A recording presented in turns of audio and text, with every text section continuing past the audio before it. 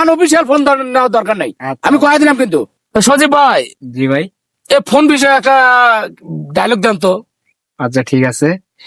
অবৈধ ফোনে নেটওয়ার্ক থাকবে না 16ই ডিসেম্বরের পরে বিটিআরসি নিউজ করে পত্রিকায় দিল ছেড়ে। প্রবাসীরা দেশে ফিরতে না ফিরতেই তাদের টাকাও দেখে, অথচ অবৈধ ফোন ব্যবসায়ীদের তারা দেখেন চেয়েছে। যদি অবৈধ ফোন দেশে না আসতো করতাম না আমরা ব্যবহার। জানি না এমন সিদ্ধান্ত কেন নিল তারা, কি হলো তাদের উপকার। আরে ভাই থামেন। কেন ভাই? এই যে ডায়লগটা দিলে এইভাবে তো ডায়লগ দেওয়া যাবে না।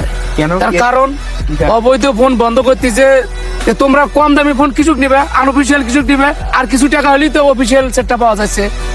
তাহলে তো আর এরকম বন্ধ করলো না। এই তোমার ঘরের কারণে যে ওই ফোনগুলো বন্ধ করতেছে। আর ডায়লগ গুলো তো অধিক কর না তো, আমার হলে ভালো লাগে না। এখন টাকা থাকলে অফিসিয়াল ফোন নিবে, আর আনঅফিসিয়াল ফোন নেওয়ার দরকার নাই। আমি কয়ে দিলাম কিন্তু।